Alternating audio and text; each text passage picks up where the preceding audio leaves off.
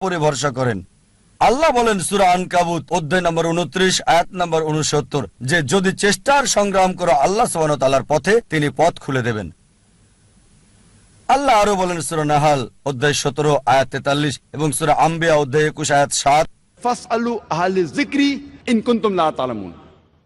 যদি তোমরা না জানো তাকে জিজ্ঞেস করো যে জানে, তার কাছে যার জ্ঞান আছে।